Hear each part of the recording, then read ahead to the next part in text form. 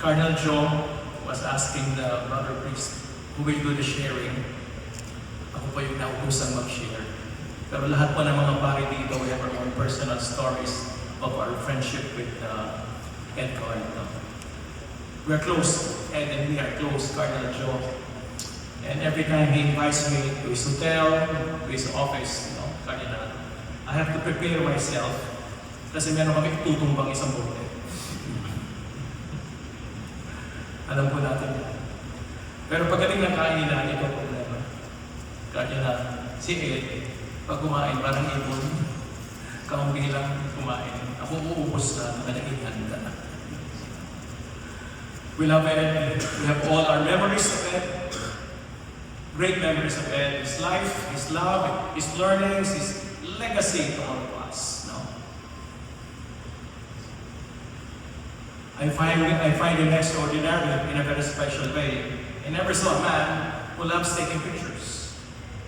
Kaya Felix, wherever you are, continue to take pictures. Love ni Ed yan. Yan ang kanyang legacy sa atin. At we will have the memories of all these pictures with Ed, in our friendship with Ed. As I was reflecting, what is the best word to describe Ed? One word came to my consciousness, and perhaps all of you might agree. Ed is a great man. He's a great man of God. In my friendship with him, I saw him as in his greatness. Dakila, sa Tagalog ang tawag natin yan, dakila. Siya isang dakilang tao. But what is greatness? Ano maging dakila? Let's go back to the Bible. What is the Bible teaching us about greatness? In Matthew 20, we always remember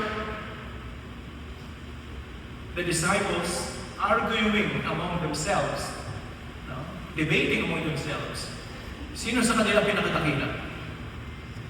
And Jesus overheard that and came to them, and Jesus told them, straightforward, the greatest amongst you is the one who serves. The greatest amongst you is the one who serves. And I thought, the greatness of Him is how He served us. All of us who are here. In your own personal way, in your professional relationship with them, pinaglingkuran ka ni Ed. Unang-una, pinaglingkuran niya kanyang Panginoon. As a Pasconian, he's always proud to be a Pasconian. Sabi ko sa kanya, buti hindi ka nirecruit ang Don Bosco. He served his parents, especially ambassador, the great ambassador, who gave him the great responsibility of taking care of the ALC group of companies, as we know that. Binigyan pa nga ako ni Ed ng 2 libro autobiography ni Amba. Didiscuss daw namin yan. Hindi nga namin nagawa ng i-discuss. He served his family, his brothers and sisters, as you know that. He served his loved ones, especially his children, as you know that. He served his company, the many companies of the Cabangan family. I think more than 30, if I'm not mistaken, or more. Naalala ko si Ed, sabi niya sa akin palagi, hindi na ako makalis sa Pilipinas na matagal.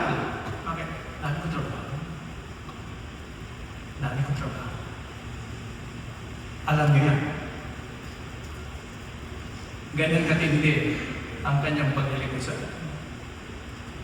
At nakita natin nung siya during the wake, ang daming napunta sa kanya ng mga, I think, different sectors of society, paid their last respect to him. Even government, as you know. Marami siyang pinaglingkuran. At pinaglingkuran niya ang ating simbahan.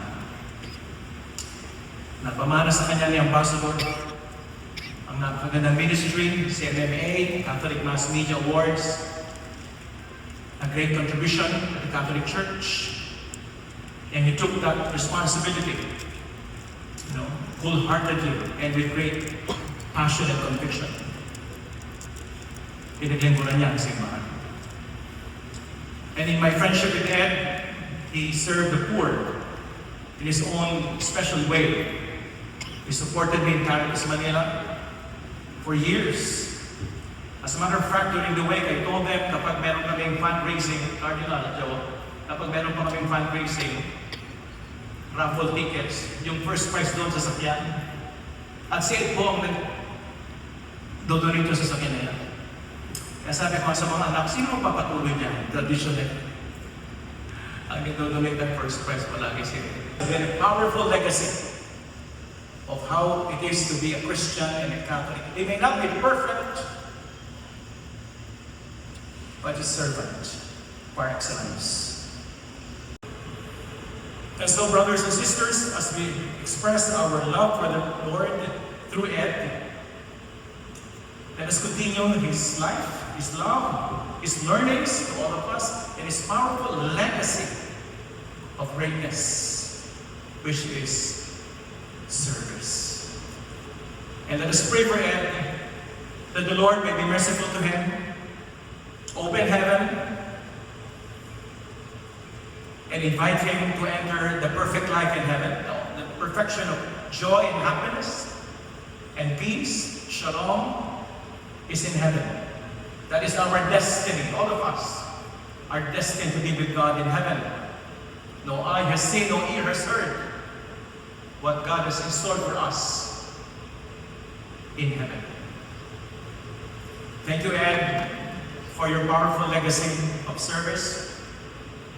Go to the Lord, your permanent home in heaven. I think there is a reunion there with Ambassador and all our brothers and sisters that have gone before us. And in Revelation 19, it says that heaven is a spiritual banquet. That is the symbol of heaven, spiritual banquet in Revelation 19. Joy and happiness symbolized by banquet, kainan. Banquete, rich food, and well-aged wines. And ang langit, rich food, and well-aged wine. Para nakikita ko si Ed, nakangiti na yan. Pero sana kumain ka na masarap sa langit. Rich food, and well-aged wine. Hindi ka na makakasakit, Ed. Kahit ilang bote itong mamot, okay lang yan. Nasa langit ka na. And pray for us that like you, may we have the courage to serve God in this world. Amen.